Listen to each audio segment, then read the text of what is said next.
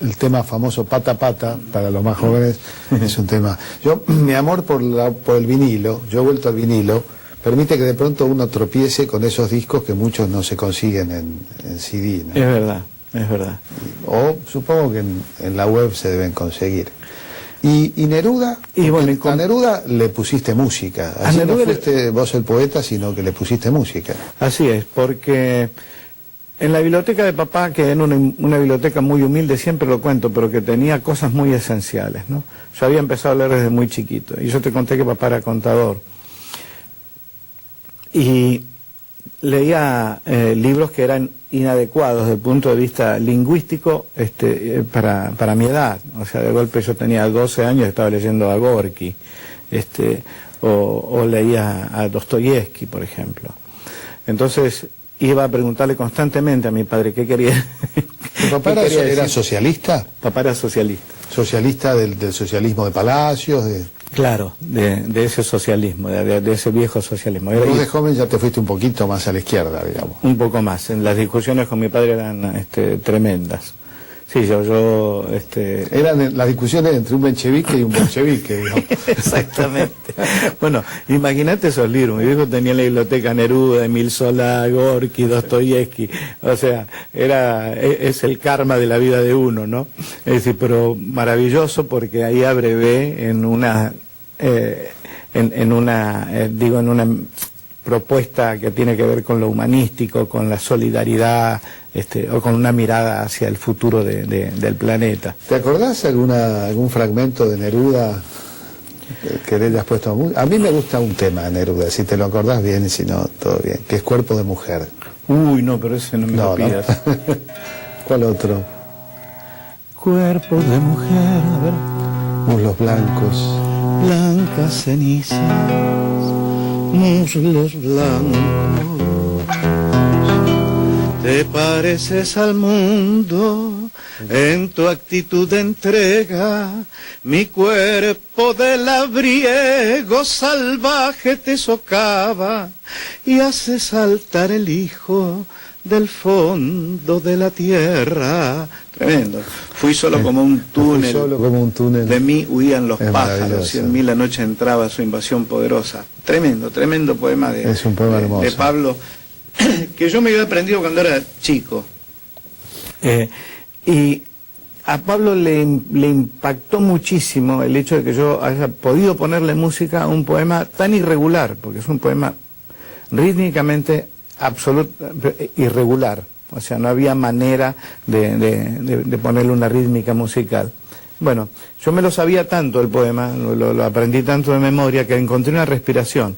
Y cuando Matilde Urrutia me vino a preguntar cuáles eran las músicas que yo pretendía que ellos me aprobaran, y yo le mostré Cuerpo de Mujer, El Pueblo Victorioso y La Bandera. Y bueno, y se quedaron encantados.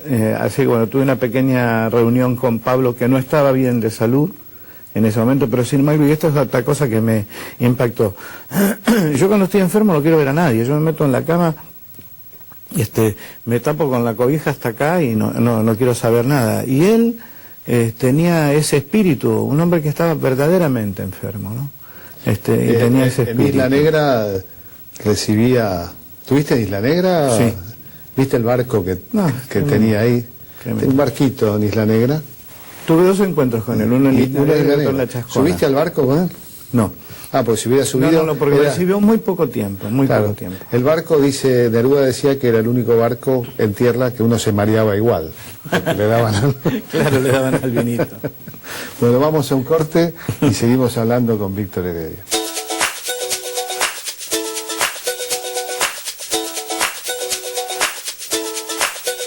Uno con tanta riqueza siente que siempre falta el tiempo, ¿no?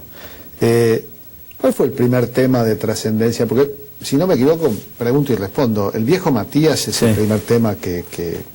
Sí, ese tema fue el que me dio a conocer al gran público. Así, la gente me empezó a reconocer. Ya me habían, creo que tenían mi imagen como cantor, pero no me tenían catalogado como compositor.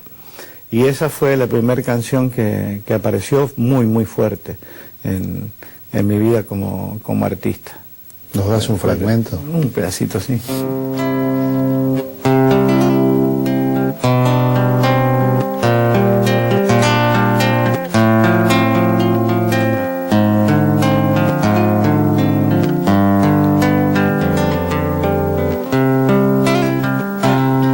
La lluvia y el viento eran dos hermanos corriendo furiosos por el terraplén, y en un banco oscuro, mojado y mugriento, él se acomodaba su uniforme gris.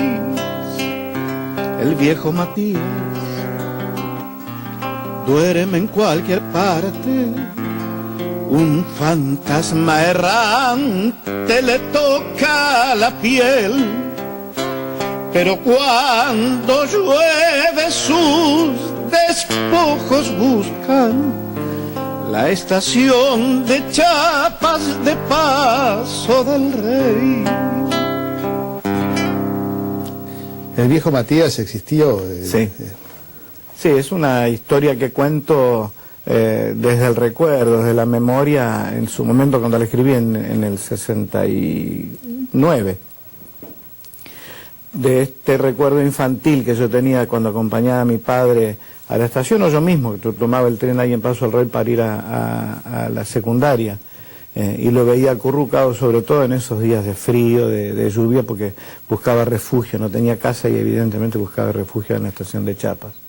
Y la otra vocación, la de la escritura, la de la novela, tiene que ver con tus estudios. ¿Estudiaste en la universidad? Sí, terminé la secundaria y empecé a estudiar letras. En el 67 había rendido algunas materias de segundo, estaba intentando adelantar algunas de tercero, y me sucede lo de Cosquín. Y entonces mi carrera artística, que para mí era impensada hasta ese momento, porque yo lo hacía, digo, como un hobby, o sea, claro que me gustaba, pero para mí no iba a ser, no lo veía como una profesión, como un trabajo. Es más, le había prometido a mi padre que iba a terminar la facultad. En aquella época era típico que los padres quisieran que los hijos le colgaran un diploma en la pared.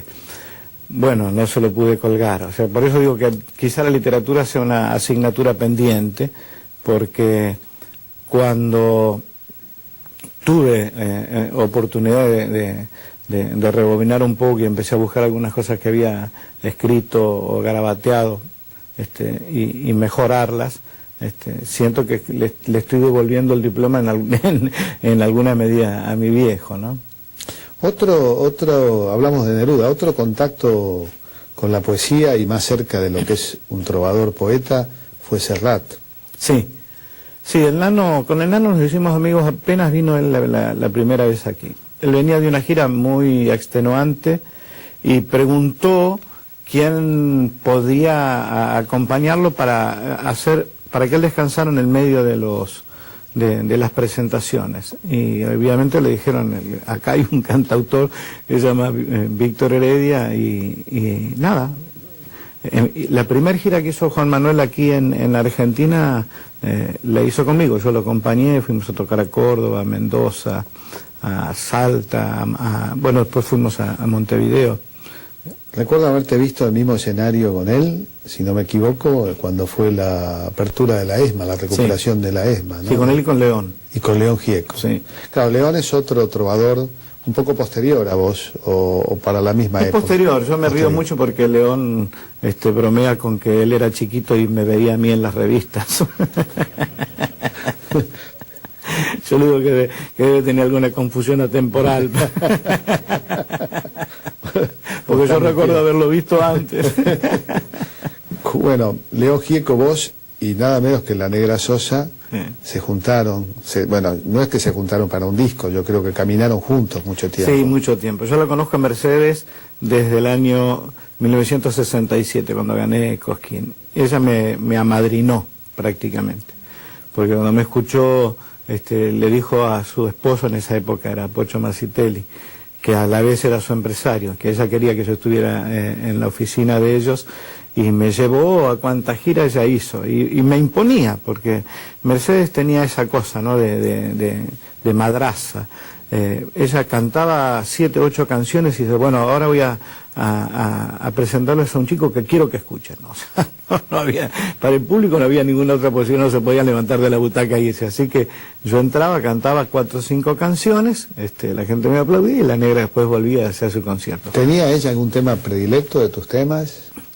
En los primeros años sí, grabó una canción que yo había compuesto sobre un poema que me había dado Ariel Petrocelli, que se llama Canción del Pica Pedrero, y ella la cantó. Pica la piedra y repica, duro en el aire metal, pica pedrero la muerte, detrás de la piedra te sale a buscar.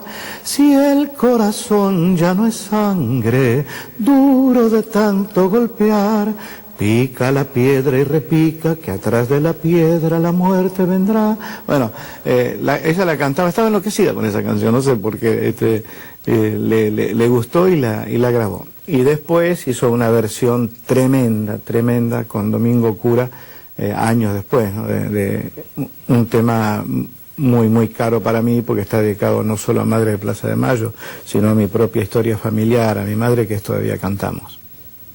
¿Cantamos?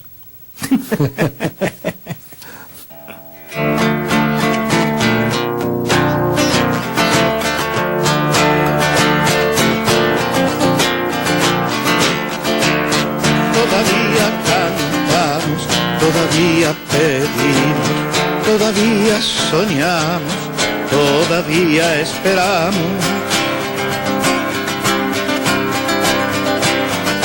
A pesar de los golpes que haces tú en nuestras vidas, el ingenio del odio desterrando al olvido a nuestros seres queridos. ¿Te das cuenta que esta canción, más que hacer escuela, es como una especie de... Yo creo que hay pocas melodías que han sido tan citadas, recreadas. Le pusiste letra a una canción y música a muchas. Sí. ¿No? A pesar de las bombas, de los desaparecidos, los compañeros muertos, los desaparecidos. Sí, es impresionante. Las hinchadas de fútbol. Eso me emociona mucho porque al principio escuchar esta melodía con la letra cambiada me impresionaba, porque yo decía así, ¿qué va a pasar el día que yo no esté de acuerdo si le ponen otra letra? Claro, que la puedan usar a otros, ¿no? Y yo tenía mucho miedo de eso, pero por suerte es una canción que tiene color político, o sea, por lo menos tiene militancia, y quienes la usan tienen que ver conmigo. Eso me enorgullece tremendamente. Y en el fútbol también. Siempre es para alentar. No, yo soy de Boca, pero por ejemplo... la cantan los de River... Una vez me pasó, me invitó ese querido amigo que nunca creo que la gente tampoco lo va a olvidar nunca, que es Juan Alberto Badía. Él era de River, y teníamos una amistad muy apretada, muy fuerte. Gran tipo. Pero por otra parte, porque Juan, en la época de la censura, donde estaba absolutamente censurado, no se podía ni siquiera mencionar mi nombre, me cambiaba el nombre y cambiaba el nombre de la canción y me pasaba las canciones para ayudarme a ver si yo podía cobrar algún derecho de autor en SAIC, aunque sea, ¿no? Esos tipos increíbles. Se jugó en muchas oportunidades. Y me invitó a la cancha de River, a ver un River Boca. Y yo fui con mi hijo Lautaro, que era chiquito en ese momento. Y las dos canciones habían sido muy famosas, porque fue después del 83, obviamente. Ya en el 85 eran canciones muy fuertes, muy reconocidas. Y de golpe aparece la hinchada de Boca cantando el sobreviviente. Yo soy de Boca, ¿no es cierto? Y la hinchada de River le respondía con todavía cantamos. Sobreviviendo también. Fue impresionante, pero lo bueno es que a mí lo que me enorgullece es que siempre es para alentar, siempre es para adelante. Y bueno, ¿no? Está la naturaleza, esa síntesis entre música y letra, ¿no?